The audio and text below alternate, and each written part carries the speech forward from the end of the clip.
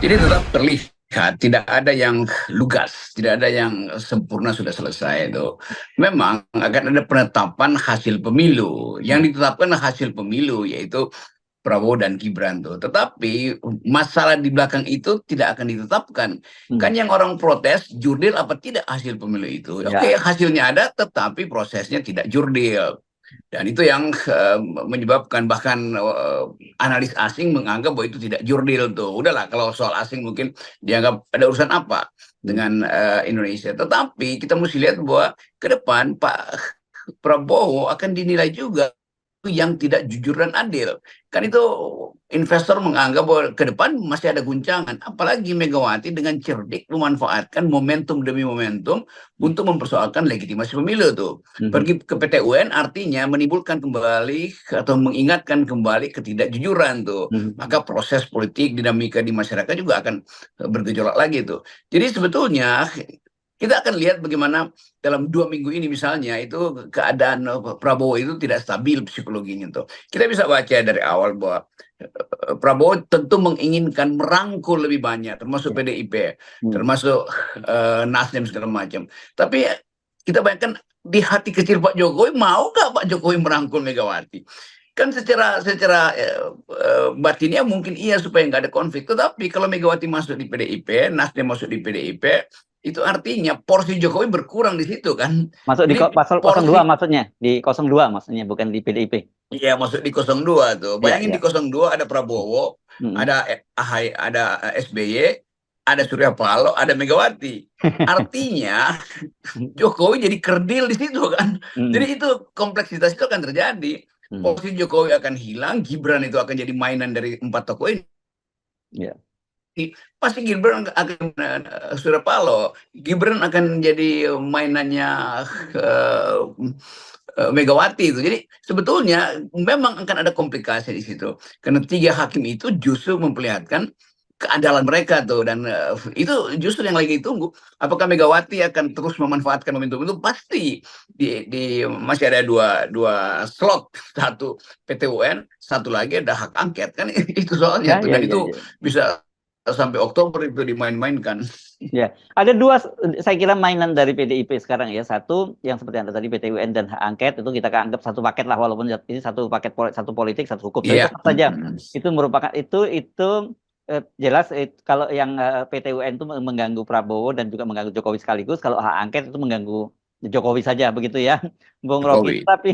Ya. Tetapi kali ini soal pertemuan dengan Pak Prabowo kelihatannya juga bakal tertunda lagi. Kalau kemarin kan Hasto menyatakan nanti akan ditentukan setelah hasil pengumuman dari Mahkamah Konstitusi tanggal 22 April. Sekarang sudah diumumkan, tapi ternyata katanya sekarang menunggu dulu Rakernas, karena PDIP itu harus mendengar juga suara anggotanya yang nanti tanggal 25 Mei. Jadi memang, jadi ini benar-benar dia main-main dengan waktu ini, Megawati, dan mereka kelihatannya nothing tulus juga kan, Bung Rocky ya. Ya justru setelah Prabowo dinyatakan menang, yang gembira PDIP karena PDIP ada mainan terus kan. Hmm. Kan sebetulnya Pak Prabowo juga berpikir ketemu Mega itu buat apa sebetulnya kan? Ya buat Prabowo supaya oposisi di parlemen tidak begitu kuat. Hmm. Tapi buat Prabowo juga itu ketemu Mega itu bisa juga pesan dari Pak Jokowi kan. Jadi Ya. Mega akan baca, oh Anda Prabowo cuma mau jadi perantara sama Jokowi. Oh, gue udah bilang dari awal Jokowi nggak gue mau terima kok. Jadi Hmm. itu juga poinnya karena itu PDIP buying time itu tarik ulur sebetulnya tuh kapan ya nantilah tanggal 25. Ya. Tanggal 25 itu kursnya mungkin udah 17.000 untuk kurs rupiah. IHSG-nya mungkin tinggal 100 Hmm. sebetulnya kan. Hmm. Jadi ini yang kita sebut sebagai kecerdikan PDIP membaca bahwa dukungan publik terhadap hasil pemilih itu sangat lemah gitu. Lain kalau dukungan publik kuat itu pasti PDIP udah merapat lah di situ. Tapi PDIP juga punya survei membaca opini publik bahwa opini publik berpihak pada PDIP, berpihak pada tim 01 tuh, tidak berpihak pada hasil pemilu. Hasil pemilu itu dipihaki hanya oleh istana dan KPU tuh dan Mahkamah Konstitusi. Tapi itu kan lembaga sebetulnya kan. Hmm. Suara Jokowi itu ada di Mahkamah Konstitusi. Mahkamah Konstitusi dianggap tidak mampu untuk membulatkan hasil kesimpulannya sehingga ada 3 dissenting opinion. 3 dari 5 itu tinggi sekali itu lebih dari separuh kan 3 dari 5. Ya. Jadi sebetulnya memang soalnya ada legitimasi tidak diperoleh itu apalagi dalil dari Saldi Isra dan Arif Arif Hidayat Hidayat itu kuat dan sekali ya, ya. mempengaruhi opini publik tuh bahwa memang ada kecurangan tuh, memang dari awal Jokowi cawe-cawe itu. Kan itu dasarnya kan. Dan Hmm. ini tidak bisa dibantah oleh 5 yang lain. 5 yang lain cuma menganggap ya kan buktikan mesti secara kuantitatif. Oh bukan, yang didalilkan oleh 01 itu justru kualitatif dan itu yang diterima oleh Mahkamah Konstitusi. Kendati cuma 3 hakim yang terima, kan Hmm. itu poinnya. Tetapi penerimaan hakim 3 hakim ini terhadap proposisi dari 01 itu tentang pelanggaran kualitatif itu justru yang diterima oleh rakyat. Jadi rakyat sebetulnya menang. Yang kalah adalah 3 hakim itu, tetapi 3 hakim itu dimenangkan oleh rasa keadilan publik dan tentu kita tahu rasa keadilan publik itu yang juga dibaca dengan baik oleh Megawati sehingga Megawati siksa, nunda segala macam itu kecerdikan dan kecerdasan Ibu Mega. Ya, oke. Sebenarnya kalau kita baca psikologi dengan membaca psikologinya Pak Prabowo ya, dengan melihat hubungan dengan Ibu Megawati di masa lalu, ini buat Ibu Megawati sebenarnya tidak ada persoalan begitu ya. Tapi yang jadi persoalannya kan karena sekarang ini Pak Prabowo satu paket dengan Pak Jokowi gitu. Kalau saja Pak Prabowo kemudian bisa memacam semacam garansi, ya Bu Megawati ini tunggu waktunya saya berkuasa lah. Soal nanti itu kan bisa kita atur. Gitu kira-kira saya nggak tahu gimana cara menyampaikannya. Mungkin ada kelegaan buat Ibu Megawati. Tapi selama itu sinyal semacam itu belum muncul dari Pak Prabowo, saya kira Bu Megawati akan bermain-main terus dengan waktu ini. Itu saya dapat berita bahwa apa namanya kemarin udah heboh kayak itu gambar Gibran itu di Instagram itu Oh iya iya nyampe iya. di Bu Mega tuh. Iya iya iya iya. Jadi bayangkan misalnya seorang yang dilantik sebagai wakil presiden mengirim gambar untuk meledek Ibu Mega tuh tafsir netizen begitu. Oh Oh Gibran gitu ya. meledek Ibu Mega ya.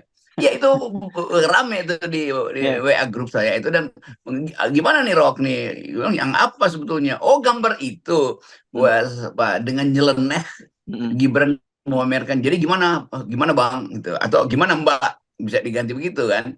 Kan dia mau pamer kami udah menang loh kira-kira dengan wajah yang ya wajah yang bukan tidak mencerminkan kenegarawanan gitu kan. Kan mestinya mungkin Gibran itu atau timnya itu ya kasih wajah yang menunduk sedikit dengan tapi ini wajah angku dan wajah sinis yang sekedar mau mengatakan wah akhirnya kami bisa bisa kelecehin kan MK akhirnya kami bisa tipu kan hakim-hakim itu akhirnya kami bisa perlihatkan bahwa kami yang menang jadi Megawati nggak usah macam-macam gitu. Nah itu sebetulnya sinyal yang nggak ada di dalam putusan MK bahwa Gibran harus merunduk memang, tetapi akhirnya watak Gibran dibaca lagi oleh Ibu Mega. Oh ini anak betul-betul songong apa-apa segala Ngomong, ya, macam. ya, ya. Jadi Jadi, bayangkan misalnya Pak Prabowo pasti jadi sulit lagi tuh gara-gara cuma foto itu kan. Jadi Ibu Mega akan bilang Pak Prabowo kalau mau ketemu saya itu jewer jewer dulu lah atau si Gibran itu karena dia kurang ajar kan. Dan Prabowo ngerti soal-soal begini kan. Sebagai seorang perwira dia tahu bahwa tata krama itu oh ya, harus diunggulkan tuh betul. cara menghormati atasan. Bagaimanapun Megawati adalah atasannya Gibran waktu Gibran masih jadi atau waktu Jokowi masih jadi Kader anak pemimpin ini. buahnya Ya. Ibu Mega kan. Nah Ya. sekarang bapaknya dan anaknya bersekongkol untuk memberi bahasa tubuh yang mengolok-olok dan itu bagi Ibu Mega ini enggak tobat-tobat apa nih dua. Nah bagi Ibu Mega mungkin udah anggap ya memang mereka nggak bisa diperbaiki lagi. Tetapi sekali lagi saya terangkan tadi ini gambar ini itu menggores lagi hubungan Mega dengan Prabowo dengan tim itu dan tentu Pak Prabowo kesel nih kenapa ini Gibran itu ngirim foto begitu dan ditafsirkan lain atau ditafsirkan dengan cara yang kasar oleh Ibu Mega kan itu jadi rusak semua sistem ini karena kematangan seseorang yang memang belum waktunya tuh. Ya. Ya, itu jadi orang jadi teringat ketika dia juga nyari-nyari jawabannya Pak Mahfud itu ya waktu debat waktu itu ya. Akhirnya dianggap bahwa ini orang yang nggak ada kapasitas tuh. Jadi Jokowi memang sengaja menjebakkan Gibran di dalam permainan yang makin lama makin dangkal. Jadi ya udah mau diapain tuh kan? Nanti orang kan lihat bagaimana kita mau lihat foto Gibran itu ya dengan mimiknya di Instagram kemarin itu ditaruh di atas panggung kementerian atau di universitas kan. Jadi konyol memang. Jadi memang nggak siap itu atau bukan nggak siap sebenarnya nggak mampu itu atau ya memang tidak mampu, tidak ada kapasitasnya tuh. Ya, saya jadi teringat dan ini bakal banyak orang kena sembelit ini gara-gara nanti setelah penetapan dari KPU dan kemudian fotonya disiapkan gitu. Nah, di satu sisi ini yang juga cukup menarik kan Pak Jokowi dengan cepat menyatakan akan menyiapkan pemerintahan transisi begitu ya. Dan orang itu sebenarnya hal yang biasa transisi, tapi kemudian ketika tahu bahwa itu ada anaknya di situ, ya ini kan benar-benar apa ini maksudnya dengan menyiapkan pemerintahan transisi itu? Maksudnya karena dia terlalu bersemangat karena anaknya yang akan jadi wakil presiden gitu. Ya itu anaknya akan jadi presiden, mantunya akan jadi gubernur Sumatera Utara. Karena itu tadi ada berita apa tuh, udah dikasih lencana Oh iya iya ya, penghargaan pada. penghargaan nanti dari 15, jadi di antara Jadi 15 wali kota yang berprestasi begitu Bung Rocky, dan akan diberikan besok itu Bung Rocky. iya, prestasi yang tidak diselesaikan. Jadi wali kota nggak selesai apa Ya, prestasinya. iya Sebetulnya iya. begitu kan. Hmm. Jadi lengkaplah nanti bahwa Jokowi memang ingin mengalungkan sendiri medali-medali kejayaan kekuasaan itu atau kejayaan dinasti.